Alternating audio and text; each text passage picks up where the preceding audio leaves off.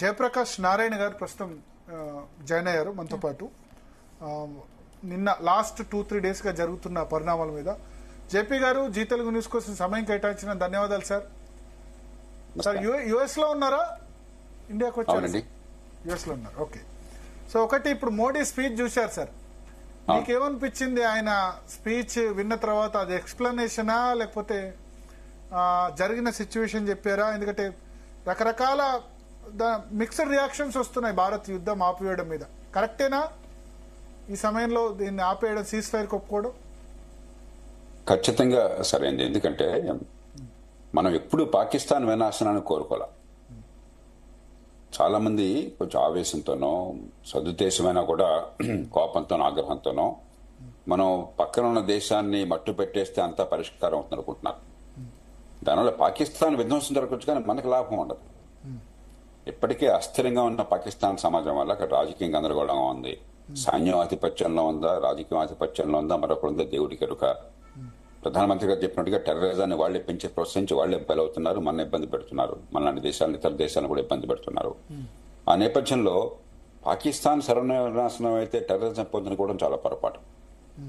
మరింత ప్రమాదానికి దారితీసే అవకాశం ఉంది అరాచకత్వం వచ్చి.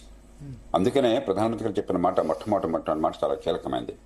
ఓ పక్కన మనం సామర్థ్యాన్ని పరాక్రమాన్ని చూపెట్టాలి, మరో పక్కన సంయమనాన్ని చూపెట్టాలి.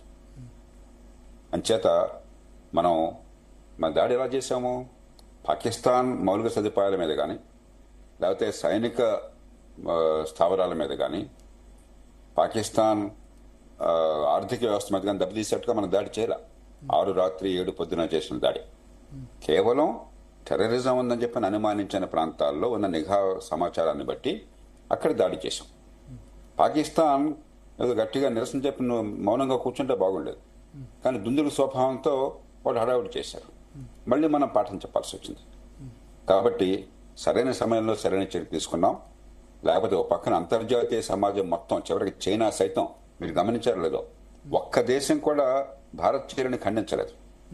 చైనా లాంటి దేశం కూడా విచారిస్తున్నాం, కానీ టెర్రరిజాన్ని పూర్తిగా ఖండిస్తున్నాం. టెర్రరిజం అంతం కావాలి, పొరుగు దేశాలు కాబట్టి ఏదో రకంగా పరిష్కారం కావాలి అన్న మాట మాట్లాడారు తప్పితే ఎప్పుడు ఖండిస్తున్నాం అన్నమాట. అలా ప్రపంచ దేశాలన్నీ కూడా మనకి మద్దతు ఇచ్చినాయి, ఇస్లామిక్ దేశాలన్నీ మనకు మద్దతు ఇచ్చినాయి.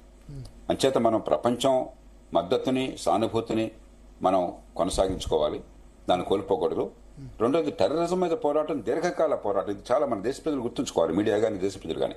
ఇది ఒక్క రోజున ఒక బాంబు వేస్తే ఆగిపోయేది కాదు. ఇది ఒక తరం కాలం మనం పోరాటం చేయాల్సి వస్తుంది. కాలక్రమేణా తగ్గుతుంది. అడపదడప మళ్ళీ ఇంకోసారి టెర్రరిస్ట్ సంఘటనలు జరుగుతాయి. దీంతో అంతం కాదు. మళ్ళీ 5 ఏళ్ళ జరగచ్చు, 3 ఏళ్ళ జరగచ్చు, 10 ఏళ్ళ జరగచ్చు.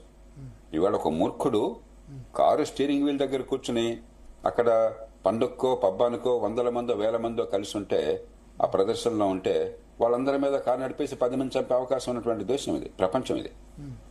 మరి దానికి అవతల పెద్ద బలం ఉండక్కర్లేదు. ఎసిమెట్రిక్ వార్ఫేర్ ఇది. అలాంటి ఎసిమెట్రిక్ వార్ఫేర్ని కేవలం యుద్ధంతో మనం నిర్మూలించడం. ఈ పాకిస్తాన్ మీద మనం చేసిన దాడి ఒక బలమైన సంకేతం.